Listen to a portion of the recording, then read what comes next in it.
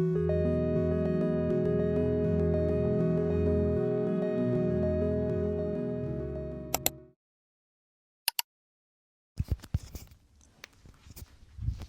made this last night. It's not done. I got very deep into the flow. I have no idea what I'm doing. Don't look at it. I did this, and while I was doing it, I loved it. But once I looked at it, I instantly regretted it, and that's a problem.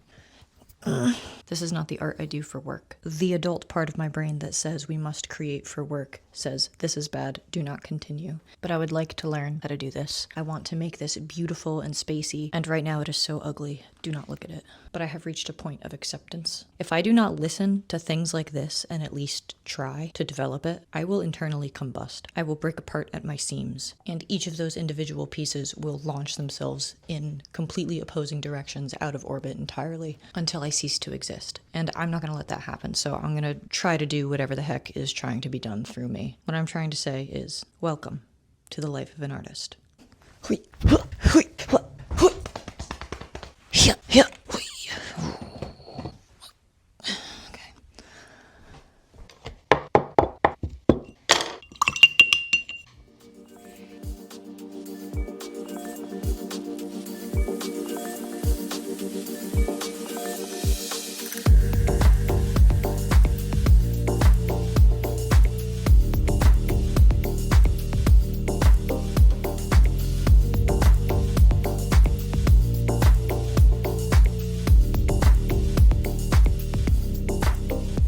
One day I will have a studio.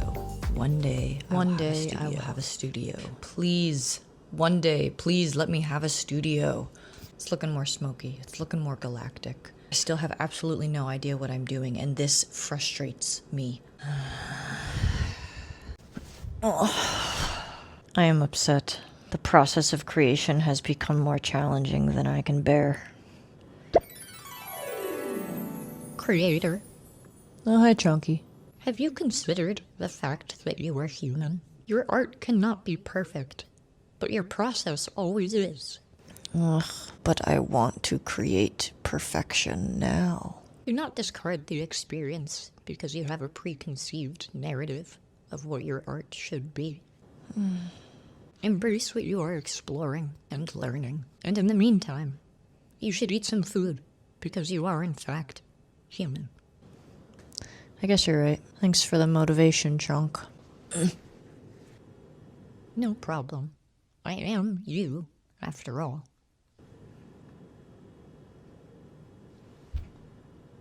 Okay. Give me crackers. Give me cream cheese. Cream cheese. Cream cheese. Give me pickles. Crunch, crunch, crunch, crunch, crunch.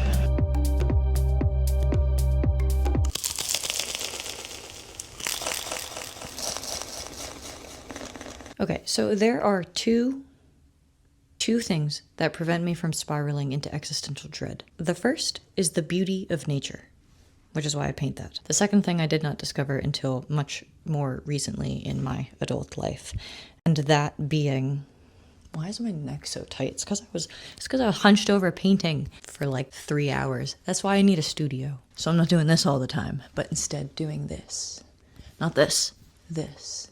The second thing is the beauty of simple, ordinary, tangible, material, daily things. Who knew that that was going to be the thing that made me like really enjoy being alive? When you've got this huge, expansive beauty of nature, I hear it all the time. People just, it's either the beauty of nature or it's nothing at all. It's either the big, grand, beautiful things or our lives are meaningless. And I beg to differ.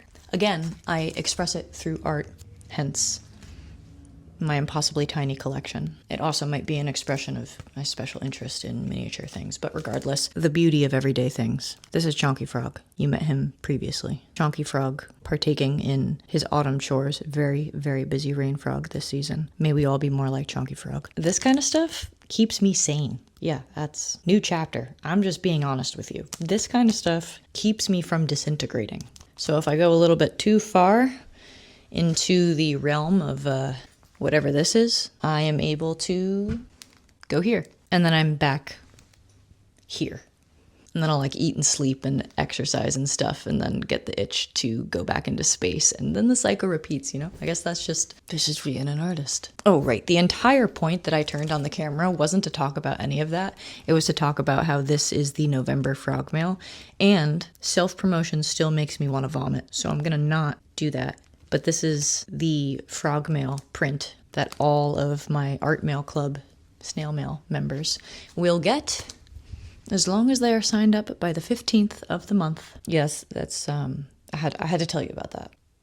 Yeah.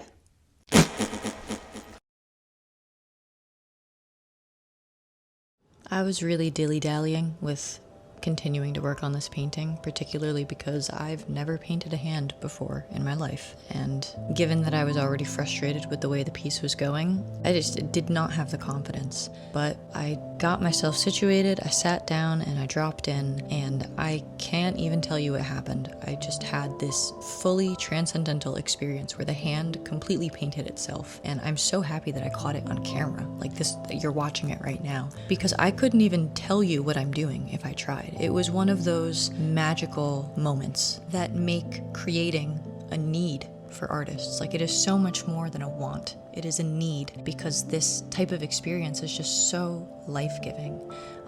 It's incredible. I hope I'm able to share at least just a little bit of that with you. I am upset again. Let me sit down. Okay, so given where we started, I am absolutely blown away that this is the current state of things. It's going really well. And whatever transcendent experience descended upon me while painting the hand, peak experience that like every artist seeks. So good. And so I was taking that energy, the confidence that it has instilled within me, and was gonna start working on it again today. Feeling good, feeling confident, feeling in the flow. And then, out of the woodwork, the people that I have left in my past decided that now was the time in which they come bombarding into my life. This moment right now. And now my nervous system has been activated, and all of the creative flow has just shrunk and shot off somewhere that I can no longer see. Why does that always happen? The months and weeks leading up to finally getting in flow, and then the moment that the flow arrives, the most oppositional forces eat it. They just eat it. They decide all of a sudden that they're hungry, and they sniff out the food, and then they come and eat it. What is that? Why is it so dark? What is going on? I am so flustered right now. How is it possible that I was able to experience such incredible flow, and now am so stressed and anxious and flustered? Geez. Get quieter. Thank you. Okay, I'm going to try to continue forward in the act of creativity. In the act of, what's going on here? In the act of vulnerability, of doing these vlogs. I'm going to try again. Okay. Initially, before chaos unleashed itself, I was going to show you something cool. Come here. I'm going to invite you into a little bit of my artist process of allowing myself to go fully in the flow, which is what you just saw. And now that I'm out of it, I can actually analyze it a little bit more. In analyzing this, I noticed that this here thumb is gotta be the wimpiest thumb, which is not a bad thing. Am I going to have to fix it? Yes. But let me show you what I mean. If you tilt this to a more upright position that we like typically look at hands in, you'll notice that this thumb is ridiculously small in relationship to the proportions of the hand as a whole. Let me see. Can I make this shape with my own hand? Regardless, you can see that this thumb is way too small. So I am just gonna go in, take the same color palette that I did, going to build a new thumb. This was supposed to be really fun, and I am so tense right now because so many things have happened that weren't supposed to happen right now. Okay, maybe if I just get in the flow again, I will blast these negative vibes out of my life. Yeah, okay. Throughout my life that I have been painting or drawing the human figure, I am always kind of fluctuating between freehanding, like this painting was freehand, but I also enjoy using some form of like a grid to get like the anatomical portions correct right off the bat and then build it from there. I think it is an amazing skill to be able to freehand anatomical proportions and values and all of that. Why I personally find it to be such a rewarding thing to be able to do is because it feels so good to not have to have these rigid constraints, like to just have a blank canvas and build an anatomically accurate shape from nothing. It's one of the best feelings ever. Always made space in my artistic practice to be able to just freehand and see where it goes. And for a lot of my life, it really did not work. I made a lot of ugly stuff, but even while making ugly stuff, I was able to experience flow, and that is why I create in the first place. Anyway, the point of all of that is that this has happened, having a grand old time and then coming out of the flow and realizing that this thumb is way too small. That type of thing is what happens if you freehand. If you start with a grid and like a perfect structure, you don't ever really have to go back to the foundation and pull it apart and rebuild it again. But because I did this freehand, it means that instead of continuing on to the next step of the painting that I'm really excited to do, I have to come back, rebuild the thumb. I don't know. I don't really mind. Like, this right now feels like practice. Literally in the beginning of this video, I felt like I wasn't going anywhere with this painting because it was just so new and something I have like never done before or tried before. It takes more courage to jump into things freehand, and it's probably going to take a lot of reworking, which just obviously requires patience, especially if you're excited about the painting. But I really think it's worth it. When I come out of this painting, whenever it is completed, I'm going to be able to look back at it and say, I freehanded that. I like jumped into the void and I saw where it led, and I learned so much through the process. I think that's the point of what I'm trying to share, because when I was teaching myself how to paint and going through that exploratory process, I didn't know that you could mess up and then rebuild the structure of your painting. You'd have no idea. Even already, you can barely see the small wimpy thumb that we started with. I find the whole process illuminating. I feel like I'm always learning something when I paint. Like, painting is still relatively new to me. I mostly just spent my whole life drawing. I might have to wait till this dries a little bit to get that darker shade in there. I feel like the lighter paint is just kind of eating it. Can still get the basic shape and the values in. Oop. Oh, I don't think I liked that.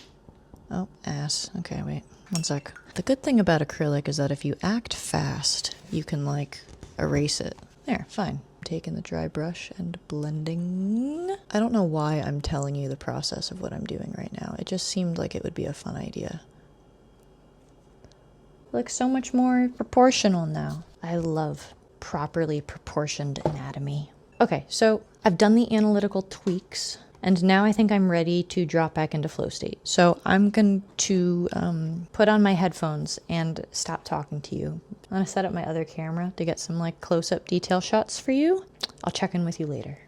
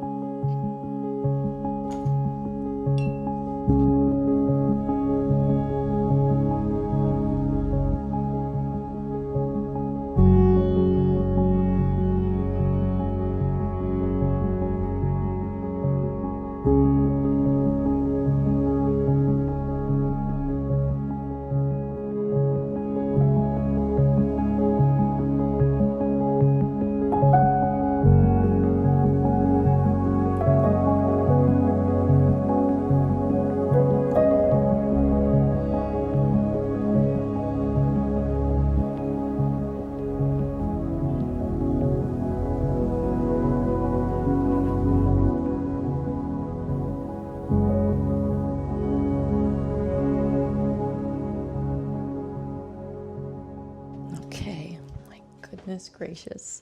I'm so excited I didn't even put this on the tripod before starting to talk to you. Okay, ready? It's done.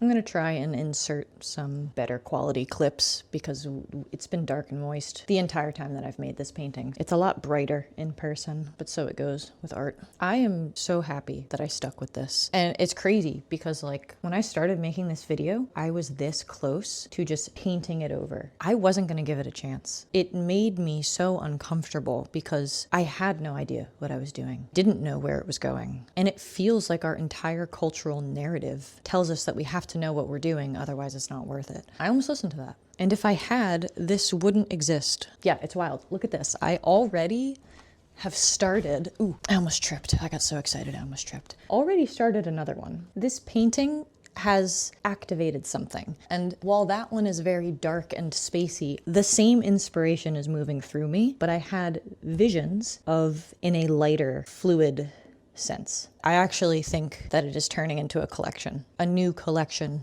in my art journey has been birthed. It feels like I've been given a new life. That sounds so dramatic, but that's the creative process. I don't know what to tell you. When I set out to make this vlog, my intention was to make a really nice art vlog. As you have seen in this video, it went from absolute chaos to absolute flow to like the chaos of life emerging. It captured the entirety of the creative process. We are living in such an amazing time where we have things like this to not only be able to capture parts of the creative process, but also create something with it that expresses that more intimate, private experience that artists experience. Something happened in our culture where, with all of these amazing tools and the time that we are in right now, so many people have only highlighted the good parts of creativity, romanticized it, and all of the chaos, the ordinary, mundane parts of the process have kind of just like not been included. And now I think we're at a point where so many people who are creative want to be more creative but feel like things are blocking them. I really do believe the way in which our culture has romanticized the creative process has made so many people who are creative not be able to fully embrace their own process because like it is chaotic. It is mundane. It is absolutely absurd.